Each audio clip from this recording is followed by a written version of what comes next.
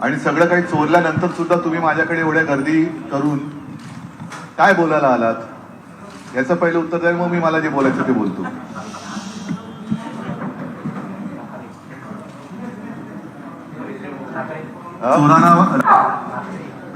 मोठ्याने बोला ना. नाही प्रश्न नाही, का आला ते माझा प्रश्न नाही, मला उत्तर द्या ना पहिलं. आणि सगळं काही चोरल्यानंतर सुद्धा तुम्ही माझ्याकडे एवढ्या गर्दी करून काय बोलायला आलात याचं पहिलं उत्तर द्या, मग मी मला जे बोलायचं ते बोलतो. कार्टून हा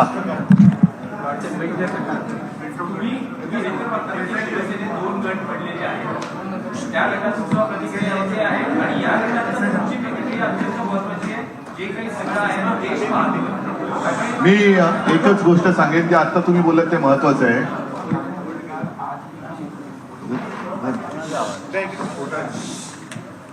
एक गोष्ट अतिशय महत्वाची आहे की त्यांनी पक्षाचं नाव आणि चिन्ह जरी चोरलं किंवा चोरण्याचा प्रयत्न जरी केलेला असला आणि त्याला मी तर मगाशी माझ्या पदाधिकाऱ्यांनी सांगितलं की हा पूर्वनियोजित कट होता आणि आहे. पण आता आपण जे म्हणालात की त्यांनी शिवसेना नाव चोरलं तरी ठाकरे नाव नाही चोरू शकत. त्याच्यामुळे एका गोष्टीत तर मी नक्कीच भाग्यवान आहे की मी बाळासाहेबांच्या आणि माच्या पोटी जन्माला आलो. ते भाग्य काही त्यांना मिळालेलं नाही आणि ते भाग्य त्यांना दिल्लीवाले काही देऊ शकत नाहीत. कारण दिल्लीवाले किती जरी उठले मातले तरी ती माणसंच आहेत. प्रश्न एवढाच आहे, जे मी काल माझ्या उत्तर भारतीयांच्या एका बैठकीत बोललो की आज ही परिस्थिती त्यांनी शिवसेनेवर लादण्याचा प्रयत्न केलाय, ही परिस्थिती उद्या देशातल्या कोणत्याही पक्षावरती ते आणू शकतात. आणि आत्ताच जर का याचा मुकाबला केला गेला नाही तर कदाचित येत्या 2024च्या लोकसभेची जी निवडणूक आहे ती आपल्या देशातली शेवटची निवडणूक ठरू शकेल. कारण त्याच्यानंतर हुकुमशाहीचा नंदाना सुरू होऊ शकतो. हिंदुत्व नक्कीच, आम्ही हिंदुत्व काय सोडलेलं नाही, सोडणार नाही, पण आमचं हिंदुत्व हे राष्ट्रीयत्व आहे. त्याच्यामुळे राष्ट्र प्रथम. आणि हिंदुत्वाचा बोथा घालून राष्ट्र गिळायला जर कोणी निघाला असेल तर एक कडवट सच्चा राष्ट्रवादी, आता राष्ट्रवादी म्हटल्यानंतर पुन्हा तुम्ही पवारांशी संबंध नका लावू, राष्ट्रीय हिंदू म्हणून जे या विचाराचे आहेत त्यांनी लढाईला उभं राहिलं पाहिजे. आज एक कार्टून मी तुम्हाला दाखवतोय मुद्दामून, मिड डे मध्ये छापून आलेलं आहे. आता असं म्हणतात की काही शब्द जे काही काम करू शकत नाहीत किंवा साधलं जात नाही काही असंख्य शब्दांनी, ते एका कार्टून मध्ये साधलं जातं. तर हे मिड डे मध्ये छापून आलेलं कार्टून आहे, सामन्यात नाही, उद्या सामन्यात छापायला सांगितलेले मिड डेची परवानगी घेऊन. आणि त्याच्यात त्यांनी त्या कार्टून मध्ये असं दाखवलेलं आहे, घरफोडी झालेली आहे. इकडे भगवा झेंडा पण दाखवलाय त्यांनी, हे मी काढलेलं कार्टून नाहीये. आणि त्याच्यात तो पोलीस जो आहे तो त्या घर मालकाला सांगतो की he has 2/3 of your assets, that means it all belongs to him. म्हणजे घरफोडी केलेली आहे, दरोडा घातलेला आहे, दरोडा घालून जेवढं काही आपल्या खोक्यात घेता येईल तेवढं घेतलेलं आहे. आणि पोलीस त्याला सांगतात की याच्या सगळ्या खोक्यामध्ये सगळी तुझी 2/3 पेक्षा जास्त मालमत्ता याच्याकडे चोराकडे, त्याच्यामुळे सगळी उरलेली पण त्याचीच आहे. याला लोकशाही मानायची का? निवडणूक आयोगाने जो काही निकाल दिलेला आहे हा निकाल अत्यंत अयोग्य आहे. कारण घटनाक्रम जो घडलेला आहे त्या घटनेच्या क्रमाप्रमाणे निकाल अपेक्षित आहे. पहिली आम्ही 16 जणांच्या अपात्रतेची जी काही तक्रार केलेली आहे आणि त्याची सुनावणी उद्यापासून सर्वोच्च न्यायालयात सुरू होते आहे.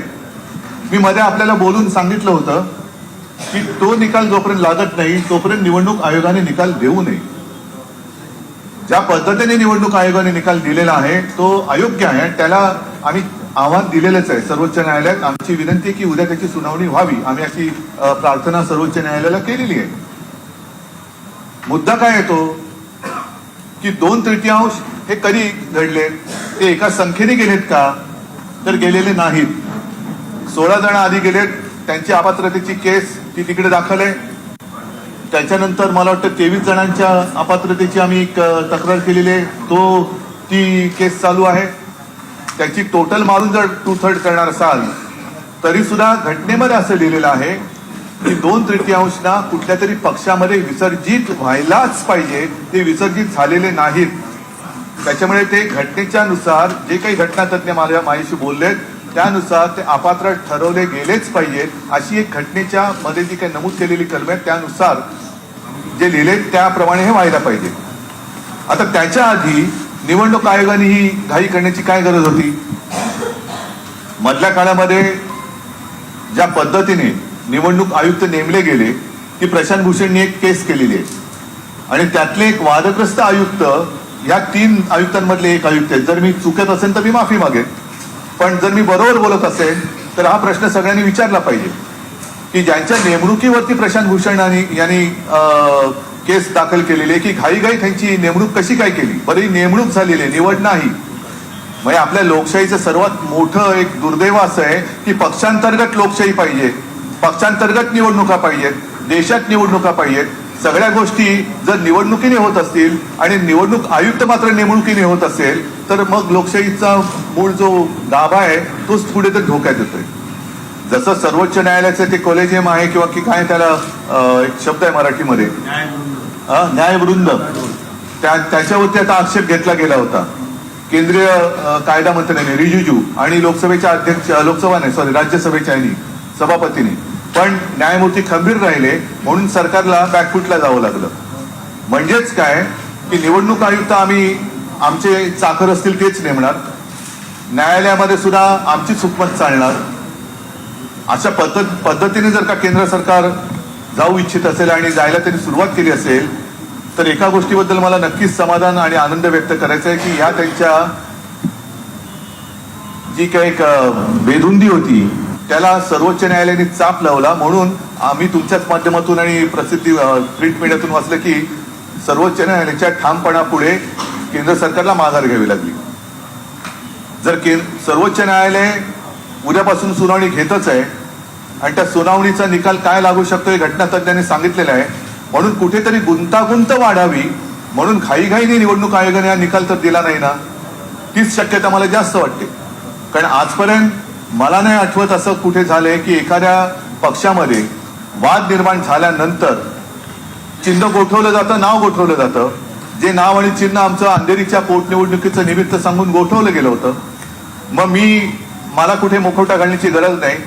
मी सरळ शिवसेना उद्धव बाळासाहेब ठाकरे या नावाने आणि मशाल चिन्ह घेऊन निवडणूक लढली. आमच्या पक्षाने ती निवडणूक जिंकली. ज्यांनी घाईघाई ते चिन्ह गोठवून घेतलं होतं त्यांनी आणि त्यांच्या राजकीय जे कोण त्यांनी म्हणतात, कारण काल मला वाटतं कोणतरी म्हणाले की अमित शहा त्यांना वडिलांसारखे आहेत. आता किती लोक त्यांना वडिलांसारखे वाटतात मला माहित नाही, माझे वडील तर ते चोरतातच आहेत. तर त्यांनी निवडणूक ती लढण्याची हिंमत पण नाही दाखवली. अशा पद्धतीने ह्या सगळ्या गोष्टी घडताना कुठेही जे मी तुम्हाला सांगत होतो की जसं पूर्वी काँग्रेसमध्ये सुद्धा वाद झाला होता इंदिरा गांधींच्या वेळेला, तेव्हा सुद्धा सिंडिकेट आणि इंडिकेट असे 2 गट स्थापन केले गेले. त्यांचं मूळ एक पहिल्यांदा मला वाटतं आधी काय होतं, बैल जोडी एक होती, त्याच्यानंतर गाय वासरू होतं. तेव्हा गाय वासरू नका विसरू ही घोषणा गावोगावी खेडोपाडी गेली होती. ते गाय वासरू हे चिन्ह गोठवलं गेलं. मग इंदिराजींनी हात घेतला आणि मग ती हातची सफाई इतके वर्ष सगळ्यांनी बघितली.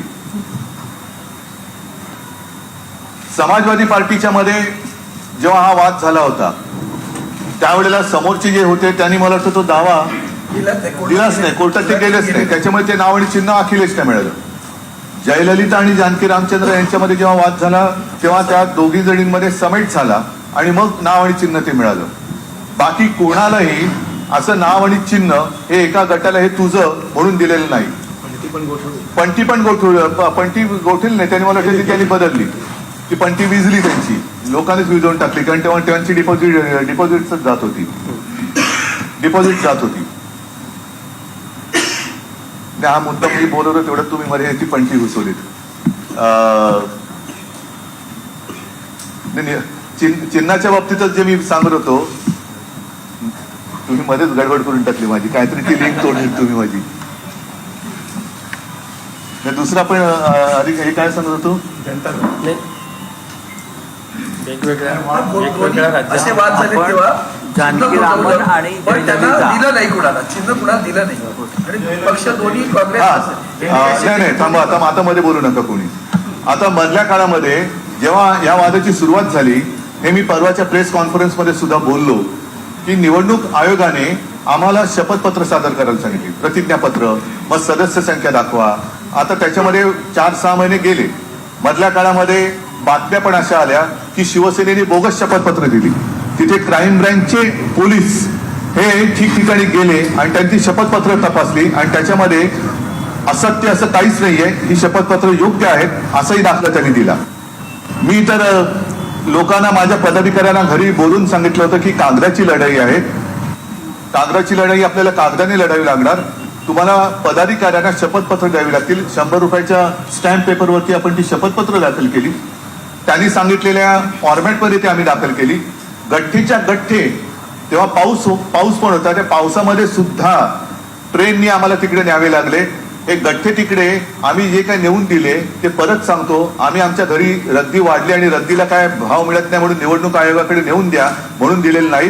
तर निवडणूक आयोगाने आम्हाला सांगितलं होतं की तुम्हाला तुमच्या पदाधिकाऱ्यांची प्रतिज्ञापत्र आणि सदस्य संख्या ही दाखवावी लागेल, त्यानुसार आम्ही दाखवली. आता एवढ्या लाखोनी आम्ही सगळा हा उपद्व्याप केल्यानंतर अचानक जर का आता निवडणूक आयोग असं म्हणायला लागला की ते काय चालणार नाही, तुमचे जे निवडून आलेले होते त्यांच्या संख्येनुसार हे पक्ष कोणाचा ठरवला जाईल, ठीक आहे, हरकत नाही. पण ते पात्र आहेत का अपात्र याचा फैसला आधी व्हायला पाहिजे. आणि जर का तुम्हाला हाच निकष लावायचा होता तर आम्हाला एवढी मेहनत करायला का लावली? का माझ्या शिवसैनिकांना पदरमोड करायला सांगितली? का 100 रुपयाच्या स्टॅम्प पेपरवरती तुम्ही आमची प्रतिज्ञापत्र घेतली? जो काही एक त्यांनी सांगितलं की यांनी आमची जी काही कार्यकारिणीची सभा झाली होती, प्रतिनिधी सभा, तिचा तपशील दिलेला नाही, ती आम्ही सीडी सुद्धा दिलेली आहे. आता त्याच्यात त्यांचं म्हणणं की कव्हरिंग लेटर मध्ये ते लिहिलेलं नाहीये. मग कपिल सिब्बलने सांगितलं की तुमच्याकडे जे काही विषय येतात त्याचं गांभीर्य तुम्हाला कळत नाही का, की केवळ तुम्ही कव्हरिंग लेटर वाचून तुमचा निकाल देता, त्याच्या आत पाकिटात काय बघता की नाही?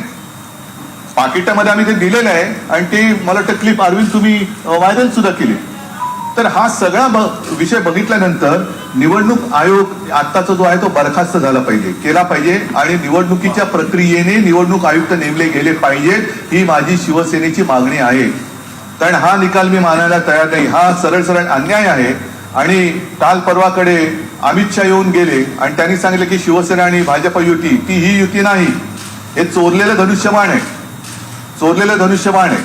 आणि मी तर आव्हान दिलेलं आहे की हे शिवधनुष्य आहे, जे रावणाला नाही पेललं ते मिंद्यांना काय पेलणार आहे? मिंद्यांना तर पेलणंच शक्य नाहीये. पण त्याच्या मागे जो शिवसेना संपवण्याचा कट आहे, म्हणजे आज शिवसेना नाव आणि चिन्ह हे त्यांना देण्याचा प्रयत्न झालेला आहे. उद्या त्यांच्या ज्या केसेसमुळे ते तिकडे गेले त्या केसेस कडून यांना संपवलं तर शिवसेना संपली, असं जर का दिल्ली शहरांचा डाव असेल तर हा एवढा काही सोपा नाहीये. आणि म्हणून मला असं वाटतं की एक शेवटची आशा सर्वोच्च न्यायालयाकडनं आम्हाला आहे. आम्ही निवडणूक आयोगाच्या विरुद्ध, कालच्या निकालाच्या विरुद्ध सर्वोच्च न्यायालयात गेलेलो आहोत. उद्या त्याची सुनावणी घ्यावी म्हणून सर्वोच्च न्यायालयाकडे प्रार्थना सुद्धा केलेली आहे.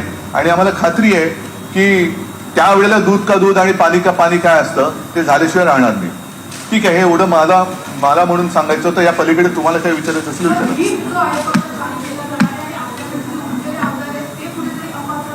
अजिबात होऊ शकत नाही.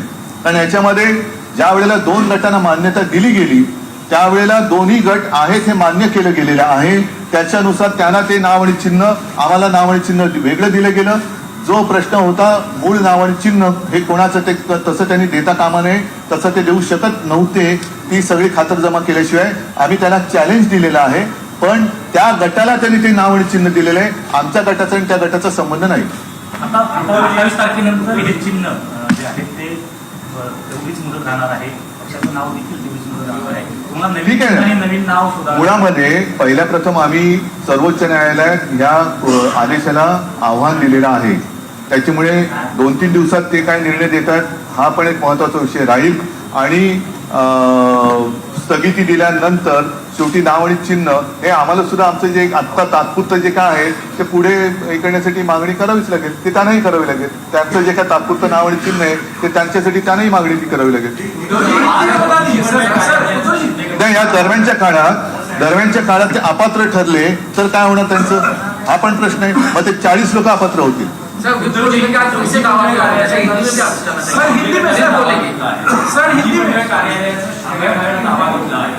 कार्यालयामध्ये शिवसेनेच्या कार्यालयामध्ये दावा सांगितला जाईल. पक्षनिधीचा मुद्दा निधीचा जो दावा आहे ना तो ठरवण्याचा अधिकार निवडणूक आयोगाला नाही. निवडणूक आयोगावरती केस केली जाईल, खटला भरला जाईल. कारण कोणाच्याही निधीवरती दरोडा घालण्याचा अधिकार निवडणूक आयोगाला नाही. निवडणूक आयोगाला फक्त आणि फक्त निवडणुकीसाठी चिन्ह आणि पक्षाचं नाव ठरवण्याचा अधिकार आहे. त्या व्यतिरिक्त निवडणूक आयोगाला अधिकार नाही. निवडणुका देशात घेणं हा अधिकार त्यांचा आहे. पक्षांतर्गत लोकशाही जिवंत आहे की नाही हे बघण्याचा अधिकार आहे. पण हे तुझं निवडणूक आयोग म्हणजे काही सुलतान नाहीये. मला शरद पवारांचा तर आलाच होता, ममता बॅनर्जींचा आला होता, नितीश कुमार माझ्याशी बोलतात ती जरा माझी चुकामुक झाली.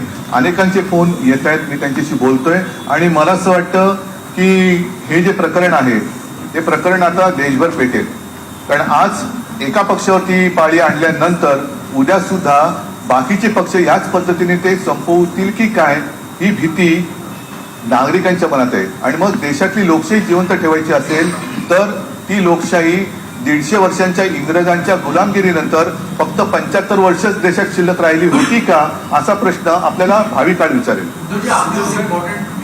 चुनाव आयोग को बर्खास्त कर देना चाहिए. चुनाव आयोग की नियुक्ति नहीं होनी चाहिए, उसमें भी चुनाव होना चाहिए. अगर चुनाव आयोग जिसको कहा जाता है वो ही अगर उसकी नियुक्ति की जाए तो चुनाव आयोग का है. इसलिए मैं कहता हूं कि वो बर्खास्त करना चाहिए. हमारा विश्वास बिल्कुल नहीं है. इसके पहले भी ईवीएम वगैरह सारी चीजों पर हमने हमारी आशंका जताई थी, आज भी सारे लोग जता रहे हैं. और मैं तो मानता हूं कि इसको तुरंत बर्खास्त करना चाहिए और जो भी सुनवाई है सुप्रीम कोर्ट में होनी चाहिए. तो हिंदी में बात कर रहा हूँ ना, करने दो. बड़ा बयान दिया है. उन्होंने कहा है कि पिछली बार हम लोगों ने 42 सीटें जीती थी, अब हमारा टारगेट 48 सीटें जीतने का. पूरे देश में मेरी शुभकामनाएं उनको. वो अमित शाह जी ने कहा 48 सीट तो पूरे देश में है. 48 सीट भी उनकी आई तो मेरी शुभकामनाएं उनको. ये देखो जो देश की जनता है ना वो एकदम निस्वार्थीपणाने आणि प्रामाणिकपणाने बघत असते. याच्यामध्ये जर का असे लोकशाहीचं वस्त्रहरण करणारी लोक पुढे येत असतील तर लोक मला नाही वाटत त्यांना कारण. कोणी भगतसिंग कोश्यारी आता देहरादूनला जाऊन त्याला मन आहे, त्यांचं म्हणणं आहे की उद्धव ठाकरे हे खूप सज्जन व्यक्ती आहे, संत आहे. अरे वो तो संत आहे. शकुनी मामा त्यांच्या कुंभलमधून ते फसलेले होते असे त्यांचे आमदार आम्हाला सांगत होते. जाऊ द्या, गेलेल्याबद्दल वाईट बोलू नये. ते आता त्यांच्या घरी गेलेत तर त्यांच्याबद्दल आता कशाला वाईट बोलू. त्यांना त्यांचं आयुष्य मजेत घालू द्या. चुनाव आयोग को बर्खास्त करने की बात कर रहे हैं. चुनाव आयोग को बर्खास्त करने की बात कर रहे हैं तो चुनाव प्रदेश में कैसे होगा? विप पर सवाल नहीं, चुनाव आयोग बर्खास्त करके ऐसे छोड़ देने के लिए मैं नहीं कह रहा हूँ. चुनाव आयोग के भी चुनाव होने चाहिए. जैसे एक न्यायवृंद की हमने बात की, जिस तरीके से सुप्रीम कोर्ट के जज नियुक्त किए जाते हैं उसी तरीके से कुछ एक यंत्रणा होनी चाहिए. मेरे मन की बात कुछ भी मैं करूं नहीं चलेगी, मेरी मर्जी नहीं चलेगी. सर आपको लेकर एक सवाल था हिंदी में भी कि जो बंगाल विधायक है और जो विप की जो बात है उसको लेकर कहीं तो शंका है, उसको एक लागू चाहते हैं. उनका दावा है कि विप लागू होगा. बिल्कुल नहीं होगा, बिल्कुल नहीं होगा. क्योंकि जब से विवाद शुरू हुआ तब चुनाव आयोग ने 2 गुट को मान्यता दी. 2 गुट को अलग अलग नाम दिए गए, अलग अलग चिन्ह दिए गए. और हालांकि जो मैं बात कह रहा हूं कि ऐसे आज तक कभी हुआ नहीं कि जो मूल चिन्ह और जो नाम रहता है वो किसी एक गुट को दिया नहीं गया. जब कांग्रेस में विवाद हुआ था इंदिरा जी के समय पर, उस वक्त भी दोनों गुट को अलग अलग नाम दिए गए थे, अलग अलग चिन्ह दिए गए थे. हमारी अपेक्षा यही थी कि जो चिन्ह हमें दिया है उनको जो चिन्ह दिया है जब तक सुप्रीम कोर्ट में फैसला नहीं होता है तब तक चुनाव आयोग अपना निर्णय ना सुनाए. लेकिन अब 2 गुट को उन्होंने मान्यता दी है. हमारा गुट अलग है, उनका अलग है. हमारा नाम और चिन्ह थोड़े दिन के लिए से मैं मानता हूँ, हमने तो उसको चुनौती दी है, उनके पास रहेगा. इसका मतलब ये नहीं कि उनका व्हिप हम पे चलेगा. हम तो अलग, हम तो जहाँ थे वही है, घर के बाहर वो गए हैं. तो वो डिस्क्वालीफाई होने की संभावना अधिक है. कानून के अनुसार जो घटना संविधान में लिखा है उसके अनुसार वो डिस्क्वालीफाई होने की संभावना अधिक है. हमें कोई खतरा नहीं.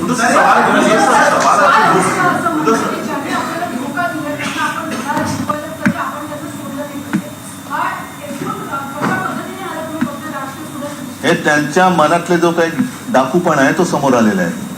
कारण दगा त्यांनी दिलेला आहे, मी नाही. मला त्यांनी ढकललेलं आहे. 2014 युती मी नव्हती तोडली, 2014 युती त्यांनी तोडली होती. 2019 सुद्धा अडीच वर्षाचं एक आमच्यात जो करार झाला, जी मी खुलेआम शपथ घेतली, माझ्या आई वडिलांची शपथ घेतली, त्यानुसार जर झालं असतं तर आज हे सन्मानाने झालं असतं. दगा त्यांनी दिलाय, मी नाही. आणि त्याच्यामुळे ते जे बोलले ज्यांना दगा दिले त्यांना धडा शिकवायचं, हे बरोबर आहे. ज्यांनी दगा दिले त्यांना लोक धडा शिकवतील. उसे लेकर के कहीं ना कहीं सवाल वो किसके पास रहेगा? शिवसेना शाखा मुंबई में हो या पूरे महाराष्ट्र में हो, उसे लेकर के पहले कल हमने जो चुनौती दी है इलेक्शन कमीशन के निर्णय पर, वो देखना महत्वपूर्ण रहेगा. और इसके ऊपर जैसे मैंने कहा कि चुनाव आयोग जो है वो सिर्फ और सिर्फ इलेक्शन सिंबल के लिए ही उनका अधिकार सीमित है.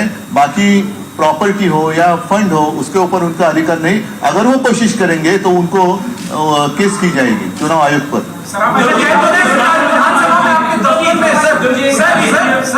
एक मिनिटाचं राख. एक राजकीय विश्लेषण असं केलं जातं की 2019 मध्ये तुम्ही मोदी शहाशी राजकीय शत्रुत्व घेतलं, काँग्रेस एनसीपी बरोबर गेला, महाविकास आघाडीचे मुख्यमंत्री झाला, याची मोठी राजकीय किंमत तुम्हाला मोजावी लागली.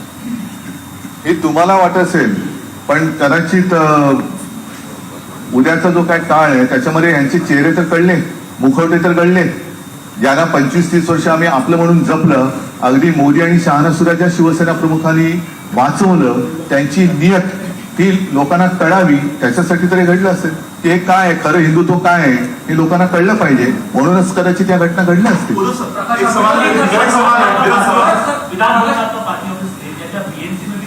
बीएमसी तो अभी है कहाँ? बीएमसी तो विसर्जित हुई है. और बीएमसी हो या विधानसभा हो, विधानसभा में ठीक है थोड़े दिन के लिए मान सकता हूँ जब तक वो निकाल नहीं आता, लेकिन बीएमसी में आज कोई पार्षद है ही नहीं. तो किस आधार पर आप चुनाव के लिए पार्टी के लिए ऑफिस देंगे? संख्या पर दिए जाते हैं ना, संख्या पर दिए जाते हैं. तो आज पार्षद ही नहीं है तो बीएमसी का ऑफिस क्यों दिया जाए उनको? अगर वो भी देंगे तो गुनाह होगा वो. क्योंकि क्या आधार क्या है इनके पास? भले वो कहते हैं कि आज ठीक है, मैं मानता हूं कि कुछ विधायक और हमारे सांसद उनके पास है, लेकिन आज के वो सांसद और विधायक है, कारपोरेटर्स कहाँ हैं? तो उनके बाथरूम के आसपास उनको जगह अगर देते हैं ठीक है, क्योंकि उनके पास पार्षद नहीं है, पार्षद ही नहीं है, इसलिए तो ऑफिस सील किए गए हैं. तो सील इनके लिए खोल लेंगे वो. एक सवाल मेरे सवाल दो है. पहला सवाल ये है कि जो हुआ है हाल में चुनाव आयोग का, आप मानते हैं क्या इसको मान लिया जाए कि इमरजेंसी लग गई? आप 2024 के बाद या जो भी होगा, जो भी रिजल्ट आएगा, तब आप मानेंगे कि इमरजेंसी के हालात है? पहला सवाल. देखो मुझे अभी पता नहीं, क्योंकि मैं पता नहीं बोल रहा हूँ किस बारे में बता रहा हूँ आपको, क्योंकि मैं अभी पिछले 1-2 घंटे से आपने देखा जब से आया हूँ यहीं पे हूँ. लेकिन मुझे खबर मिली है और आपके माध्यम से शायद दिखाई गई हो, तो आप कंफर्म करिए कि छत्तीसगढ़ में कुछ ईडी वगैरह की रेड हुई है, उनके मुख्यमंत्री के निवास स्थान पर भी हुई है. तो ये कौन सा प्रजातंत्र है? ये कौन सा प्रजातंत्र है? अच्छा, वैसे अगर देखा जाए तो यूएस में उनके प्रेसिडेंट के ऊपर भी रेड पड़ी थी. तो इतनी डेमोक्रेसी क्या आपको मंजूर है? अगर डेमोक्रेसी आप मानते हैं और इसमें डेमोक्रेसी का हिस्सा मानते हैं तो फिर यूएस की डेमोक्रेसी आपको मंजूर है क्या? और नहीं है तो फिर इसको तानाशाही कहना चाहिए क्या? तो पिछले 3 दिनों में आप तमाम अपने कार्यकर्ताओं से मिले, पार्टी लीडरशिप में भी आपके साथ खड़े हुए हैं. चुनाव चिन्ह जाना, पार्टी का नाम जाना, गया नहीं है, चुराया है. एक सेंस आपने फील करने की कोशिश की होगी. डैमेज क्या आपको एक लीडर के तौर पे डैमेज होता हुआ यहाँ पर चुनावों को ध्यान में रखकर या अपने जनता के बीच में जाने को लेकर एक हल्का सा एक डर, एक जहन में किसी भी तरह का कोई ख्याल इस तरह का आपको अभी तक देखने के लिए नहीं? डर तो जरूर हुआ, क्योंकि जिन लोगों को हमने अपना माना, मित्र तो ठीक है, वो मित्र तो थे ही नहीं, लेकिन हमने हमारे परिवार के लोगों को जैसे हम संभालते वैसे हमने संभालने की कोशिश की. उन्होंने अपनी जो कहते हैं कि राजनीति में माँ शिवसेना, उसकी हत्या करे, उसका दर्द जरूर है. हत्यारा कोई और नहीं, वो हमारे घर का ही निकला, वही हमें दर्द है. और उसको उसी को सुपारी दी गई, उसका है हमें दर्द. प्रकाश आंबेडकर जे म्हणतायत की महाविकास आघाडी सोबत जाणार असेल तर आम्ही पुन्हा एकदा एकनाथ शिंदेची भूमिका घेऊ. ठीक आहे, त्यांच्याशी बोलेन ना मी. हा, या सगळ्या घटना घडत असताना राज्यातल्या शिवसैनिकांशी संवाद साधण्यासाठी काही दौरा किंवा काही यशस्वी जरूर सभा नियोजन तुमच्या माहितीसाठी सांगतो. मगाशी सगळे माझे राज्यातले पदाधिकारी आले होते आणि त्यांच्यासमोर पहिले आमच्या ज्या काही टीम्स आहेत त्या टीम्स आता 25 तारखेपासून राज्यात पूर्ण गावोगावी जातील, शिवसैनिकांशी संवाद साधतील. माझ्या सुद्धा सभा आता पहिली 5 तारखेची सभा जाहीर होईल, त्याच्यानंतरची सभा जाहीर होतील आणि मी सुद्धा फिरणार आहे, राज्यामध्ये सभा घेणार आहे. आणि साहजिकच आहे, ज्या ज्या लोकांना हे पटलेलं नाहीये असे असंख्य लोक ज्यांचा शिवसेनेशी संबंध नाही त्यांचे ते फोन करून सांगतायत. विशेष म्हणजे अमराठी लोक याच्यामध्ये आहेत, त्याच्यामध्ये काही मुस्लिम लोक आहेत, त्याच्यात काही ख्रिश्चन लोक आहेत. हे सगळे लोक आज जे काही घडतंय हे आम्हाला मान्य नाही आणि आम्ही तुमच्या सोबत आहोत असं मला येऊन भेटून किंवा फोनवरती मेसेज करून सांगतात. तर त्या सगळ्यांना मी संपर्कात मी त्यांच्या आहे आणि प्रत्यक्ष सुद्धा बाहेर पडणार. सामान्य शिवसैनिकांच्या भावना दुखावल्यात, मात्र ते आक्रमक आहे, पण आपण कुठेतरी त्यांना थांबवत आहेत, त्यामुळे ते शांत आहेत असं देखील बोललं जात आहे. त्यांचा प्रयत्न हाच आहे की देशात अराजक आणायचा, शांततेने चाललेला हा जो काही देश आहे त्याच्यामध्ये एकमेकाला लढवत ठेवायचं आणि आपली पोळी भाजायची, हा ज्यांचा प्रयत्न आहे तो प्रयत्न मला साध्य होऊ द्यायचा नाही.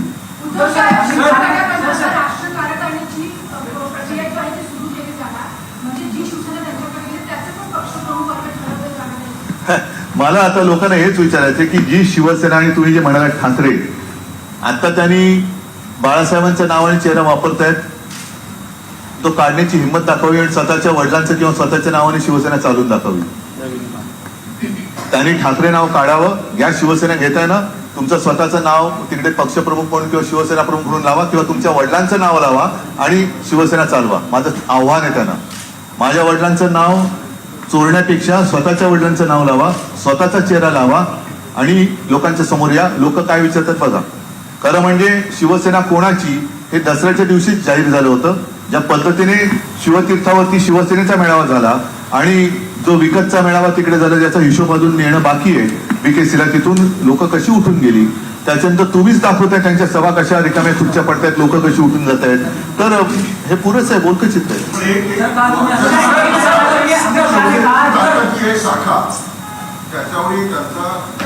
शाखा म्हणजे ऐका, एक मिनिट ती एक कुठल्या तरी यांची विकासकाची जाहिरात होती. घर म्हणजे केवळ 4 भिंती नाही, तसंच आहे ते. केवळ मुंबई नाही, महाराष्ट्र नाही तर संपूर्ण देश वाचवायचा. आगामी काळामध्ये नाही, मला म्हणजे मी सगळ्यांना आपल्याला म्हणून म्हटलं की मला म्हणजे प्रत्येक नागरिकाने हा विचार केला पाहिजे की मला आता देश वाचवायचा आहे. भविष्यामध्ये तुम्ही या संदर्भात काही रणनीती आखताय? ठीक आहे ना, भविष्य बघणाऱ्यातलं मी नाहीये. मी जे आहे वर्तमान त्याच्याप्रमाणे चालतो, वर्तमानपत्र चालवतो, त्याच्यामुळे भविष्यपत्र नाही चालवत होतो. चला, मला आपलं धन्यवाद सगळ्यांना. आभारी आहे. जय हिंद, जय महाराष्ट्र.